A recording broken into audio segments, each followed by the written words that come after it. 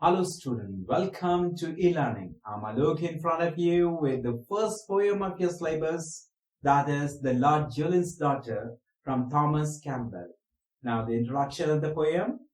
The poem Lord Julian's Daughter is a ballad. ये एक ballad है written by Thomas Campbell, जिसे Thomas Campbell ने लिखा है. And the poet revealed the story of two lovers.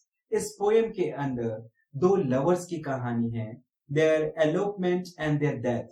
किस तरीके से वो मिलते हैं और कैसे वो मृत्यु को प्राप्त होते हैं. A Scottish chieftain, एक Scottish chief है, and his beloved eloped from the wrathful father. दोनों ही एक दूसरे से प्यार करने लगते हैं, जिनका फादर जो है उनके लव के बिल्कुल अगेंस्ट होता है. The girl, and they fled through the stormy river, और उससे बचने के लिए वो एक तूफानी नदी के अंदर उतर जाते हैं. And met a tragic end, और उनका उसमें काफी ट्रेजिक एंड होता है, काफी दर्दनाक एंड होता है.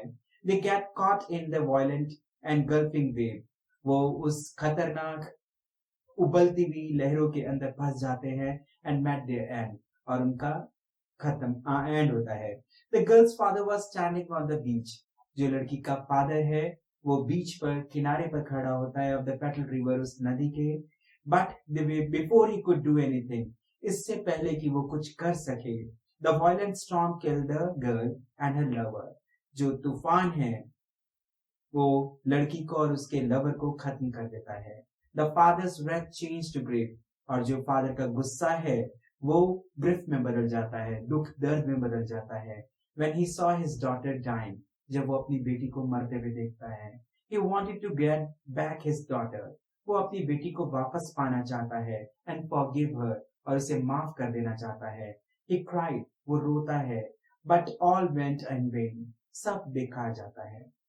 A chieftain, जो एक चीफ है, with his beloved, अपने beloved के साथ reach करती है बैंक पर, नदी पर पहुंचती है किनारे पर, of the loch on a stormy night, एक तूफानी रात में.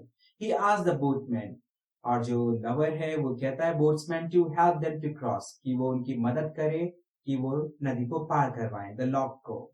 Both the chieftain and his beloved were terribly afraid. दोनों ही, जो चीफ था वो और उसके लवर beloved, दोनों ही डरे हुए थे बहुत ज्यादा. And wanted to run away as soon as possible, और जितना जल्दी हो सके वो वहां से भागकर जाना चाहते थे. The chieftain was ready to give a silver pound, यहाँ तक कि जो chieftain था वो एक चांदी का पाउंड भी देने को तैयार था to the boatman को. At first the boatman was not ready, पहले तो boatman राजी नहीं होता to cross the sea, समुद्र को पार करने के लिए, as it was a stormy night, क्योंकि काफी तूफानी रात थी.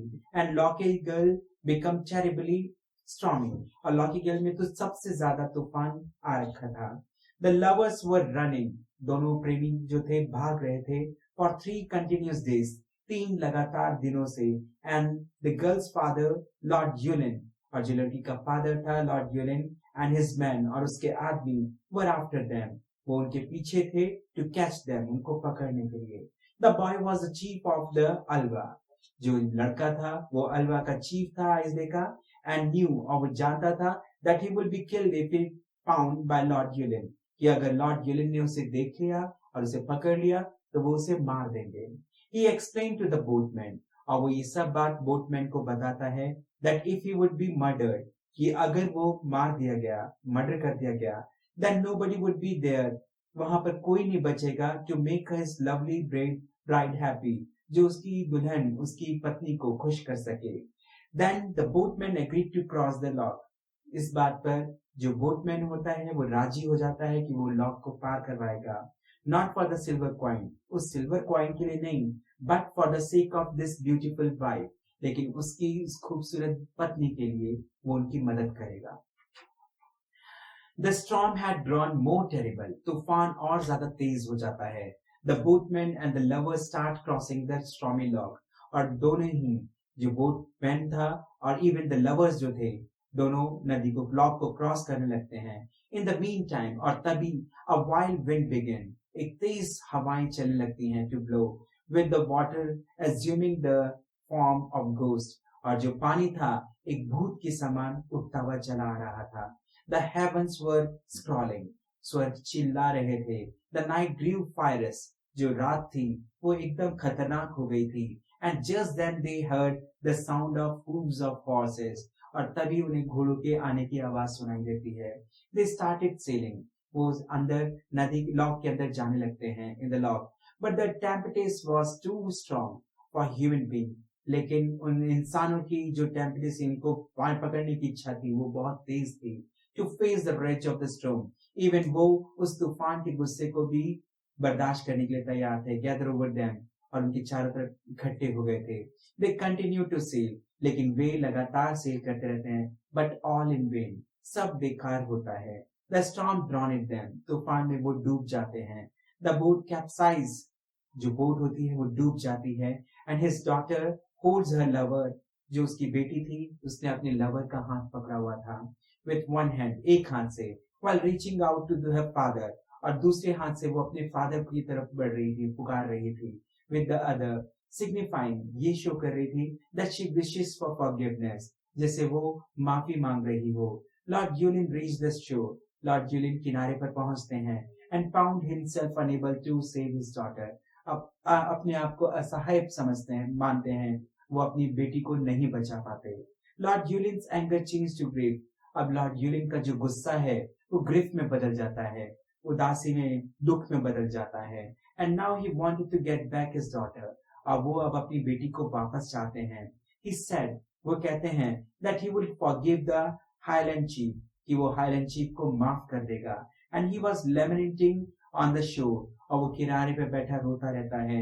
And watch his daughter stretching one arm. और देखता है किस तरीके से उसकी बेटी एक हाथ को ऊपर उठाए हुए है. And towards him. उसकी तरफ को. For help. मदद के लिए. And other round her beloved. और दूसरा हाथ उसके बिलव्ड के चारों तरफ होता है. He saw his own beloved daughter's drowning. वो अपनी सबसे प्यारी बेटी को मरते हुए देखता है. And his breath change to a wailing. और उसका जो गुस्सा होता है वो सब रोने में बदल जाता है. Thomas Campbell was about the poet now. Thomas Campbell was born in Scotland. इनकी पैदाइश स्कॉटलैंड की है on July 27, 1777. He was chiefly remembered for his sentimental poetry. वो अपनी sentimental poetry के बारे में जाने जाते हैं and dealing especially with human affairs. और खास तौर से मानवीय रिश्तों को अपनी कविताओं के माध्यम से दर्शाते हैं. This was the summary of the poem. If you like the poem summary, please press the like button and subscribe to the channel. Thank you.